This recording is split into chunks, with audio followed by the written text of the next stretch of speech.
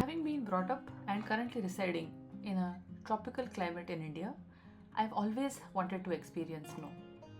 So, on our 10th anniversary, hubby and I embarked on a journey to Kashmir, the winter wonderland.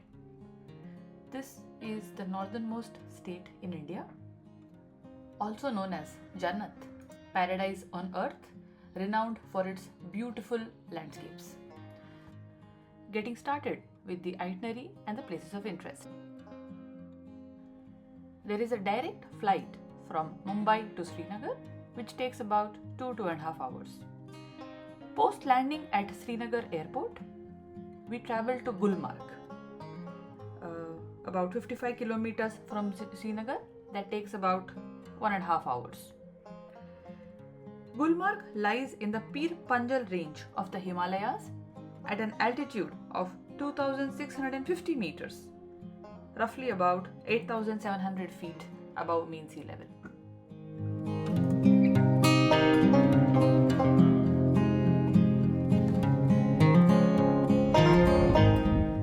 Like most travel hotspots, there are unions in place here. Hence, one has to change into a local union cab for traveling into Gulmarg.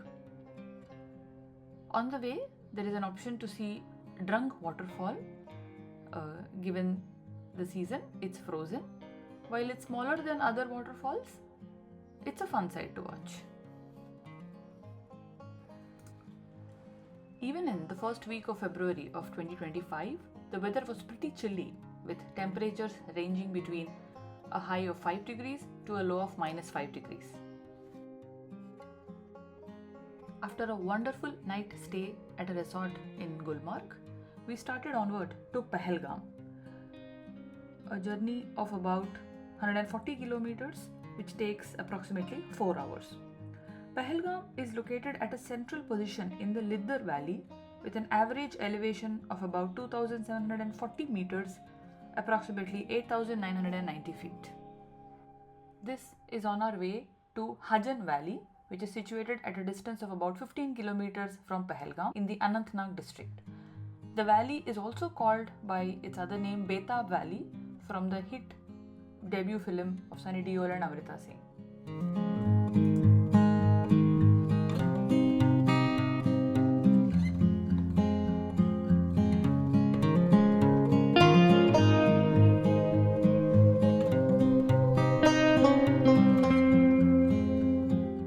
The pristine white snow is a sight to behold.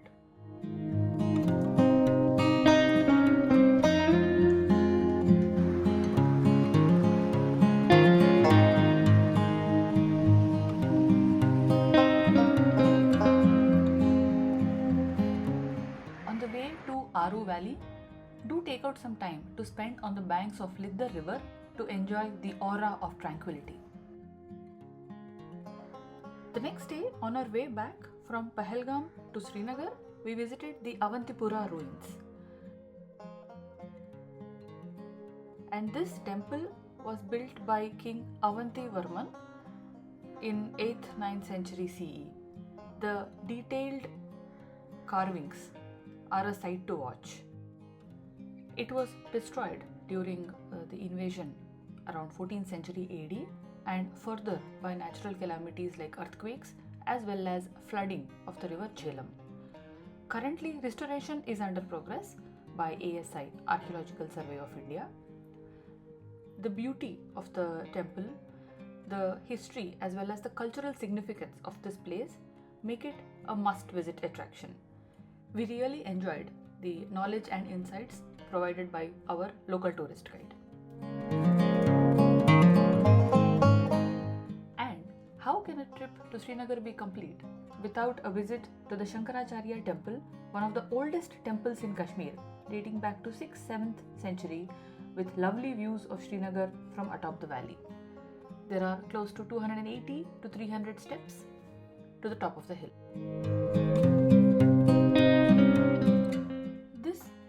To a nice segue to a visit to the Srinagar Museum that contains a lot of beautiful sculptures pertaining to 8th-9th century CE, as well as it offers a lot of cultural insights and the impact of predominant religions in different parts of Jammu and Kashmir. For example, Buddhism in Leh, Hinduism in Jammu, and Islam in Kashmir. And that's us enjoying evening Shikara ride, along with interesting snippets being offered by our Shikara driver, Ashik.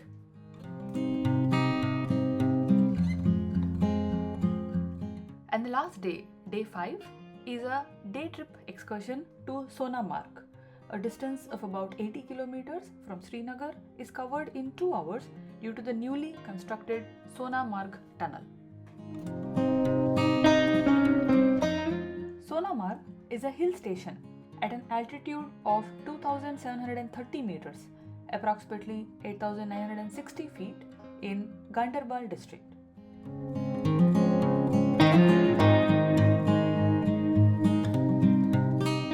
The temperature was a freezing -9 degrees and we had loads of fun in the snow, including being a pillion rider on a snow bike.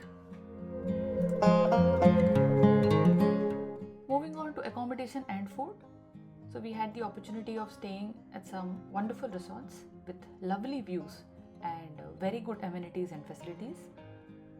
So a tip for those planning to travel in winter, recommendation is to opt for properties that offer central heating, because given that the temperatures do fall to sub-zero, right? It was almost close to -5 to -8 at some places. That was one of the reasons we did not opt for the house on boat on the Dal Lake, because technically it doesn't really go anywhere like in the backwaters of Kerala, and also there's only a heater option available, which would not have been sufficient in the winter season. In terms of food, vegetarian food is available aplenty. It might have been an issue a couple of years ago, but not anymore. The Nadru kebab, which is a lotus stem, and subs biryani are a must try. Snow-capped mountains, check. Pristine white snow landscapes, check. Beautiful scenery, check. So what's the gap, you might be wondering? Let me explain. Travel to me means more than just a checklist of activities to be done in a place. It's a combination of multiple factors like the natural beauty, the cultural and the spiritual significance, any interactions with the locals, the food, etc. And that's the major point where there is a disconnect, because the moment you land at Gulmarg or Sonamarg and other places, there are n number of people hounding you to buy a coat, buy boots, and then listing out the activities, a sledge ride, a ski, multiple things that need to be done, and that's where the disconnect starts. Because all you want to do in a place like this is just sit and enjoy the beauty and the peace in nature, and sometimes that was not possible. Second would be the exorbitant pricing, for all activities. Negotiation is an art, and I'm happy for people who can negotiate. So we ended up paying about 1,000 rupees for the snow bike ride. It turns out there were people who were charged 5x and 10x. So constant haggling and negotiating also kind of hampers the experience. Last would be the crowd control and infrastructure management. So for instance, the beauty of the Dal Lake was also hampered because there were so many shops, and it was so overcrowded all the time. That's something to be wary of as well. Another thing related to activities and pricing, right? So multiple movies filmed in and around Dal Lake and Srinagar, like Jab Tak Hai Jaan, Kashmir Ki Kali, Mission Kashmir. So apparently they would charge for each point, like say 2,000 bucks or something. So like I said, once it becomes a checklist of just activities to be done, that's where it begins to lose its charm.